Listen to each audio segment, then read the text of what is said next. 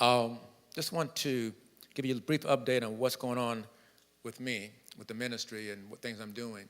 I mentioned about 2 Sundays ago about just prompted in my heart to do more and be more of a proactive solution and a leader and helping to address some of the issues that's going on in our country, in particular in our cities and our urban areas, and address it in a very proactive way.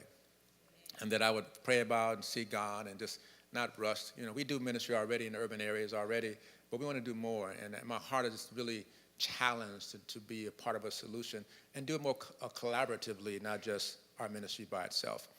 And so I've spoken to a number of pastors, and both white and black pastors as well, who have a heart to do something meaningful. And so we're having on, maybe want to make a note of it, on September 30th, it's a Friday night in the evening, we're having a prayer and dialogue gathering at Love and Unity, pastored by Apostle Ron Hill in Compton. So we'll have our service there in the evening where we normally have our once a month late night prayer. We'll have that prayer at his church. But we're also going to have some dialogue. And there'll be people from the police department, from the community, from education, other ministers, other pastors. We have some dialogue. We're going to listen. But we're working on stuff already. We're not waiting until September to start working on stuff. Some things God has already put in our heart to do. And it's interesting because unless we get the key people, stakeholders at the table, the police are a stakeholder, the school leadership are stakeholders. They're not going nowhere. They're in the community, okay? Families are stakeholders. They grew up in the community, live in the community. Churches, pastors, and other leaders.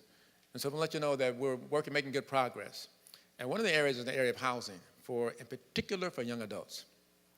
You may not realize, but there's about 40,000 young people and children in foster care in just the greater LA area alone. There are 2 apartments about 2 blocks away from here. Some of them people, the kids that are in those programs, go or have gone to our church, and because they come, they hear about us, they come over here. But what happens when they age out of foster care, they have no place to go oftentimes. No job oftentimes, and no place to go. So they're vulnerable.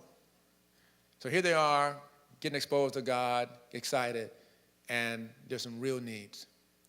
This is one of the areas we're addressing that we want to address in a practical area. How can we tap into housing? We can't solve everybody's housing problem, obviously, but we want to do something and put some focus in on it.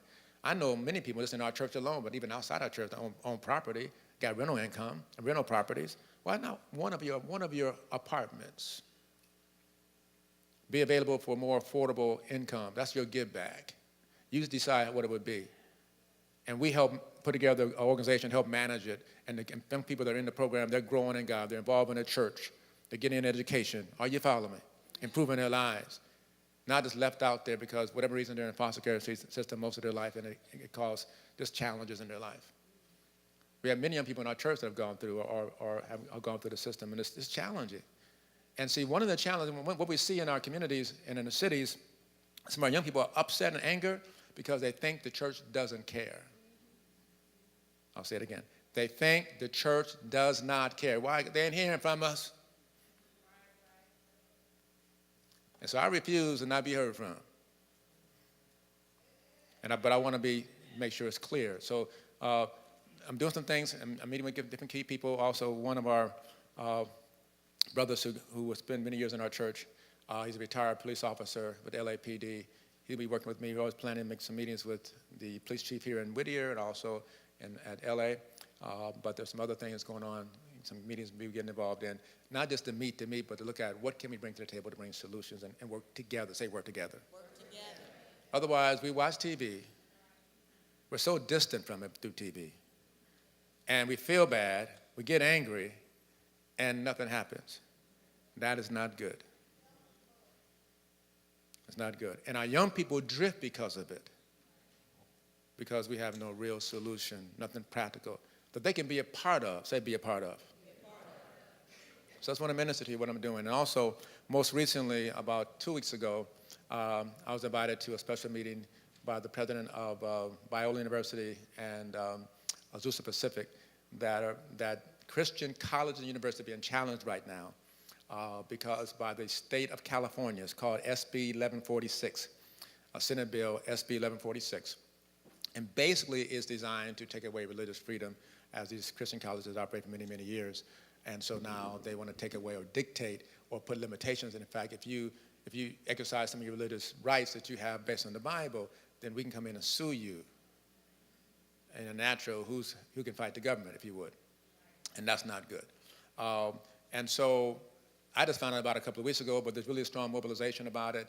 So we met at Fuller Seminary 2 weeks ago about it. It was very powerful. We had the Catholic churches involved, which is no problem with me, okay? Because they're impacted if it goes through. And then there's all the Calvary chapels are involved. 6 of the largest churches in LA, pastors have signed. Bishop Blake, Bishop Omer, Pastor Fred Price, Noel Jones, and a few others have signed up already and wrote their assembly person to say no to this bill. Okay? Part of the challenge we're running into is that it took so long to bring it to our attention. You know, they're kind of fighting it kind of below the radar. And be quite honest, when they got the black pastors involved, they realized, we said, you got to do it right. You got to get it for people's face and let them know we don't like this. Right. They're playing nice for about 6, 7 months. And they realized, maybe you might change it. And so they agreed. So they have us, and not just black pastors, but other ministers and other races involved. And it's very well organized. But we're asking the churches, there's a packet at the concierge desk outside in the foyer you may get. It has a list of the cities where your assembly person may be. It already passed the state senate. Now it goes to the assembly. And so the Senate made a decision, they're supporting it. And that's not good. So they kind of waited that long. But it's something you can do, and you read more about it. It's a fact sheet in here and information about learning about it. If you don't want to do it, it's fine, but I trust you will consider it. Because reality is, if it goes and they limit the colleges and the universities, then you're going to limit the high schools, Christian high schools, and then the churches. The devil don't know how to stop until we stop him. That's why God tells us, you resist the devil. Why? He's going to keep coming and coming until you knock him down and said no. And so I just want to let you know, and this is give you a little sensitivity. What's going on in the world today? Get your spiritual boxing gloves on, keep them on. The nice days of America are basically over. You got to fight now for everything. You can't be, I'm going to keep it to myself. You know what? You're going to be walked on, and every right you have will be tore up and gone. We've been living in America a wonderful years and wonderful opportunity, but we have to fight now more. Stand up. And when I say fight, I mean shoot people and kill people and hit them in the mouth with your fist. But I'm saying let them know that's not acceptable to me.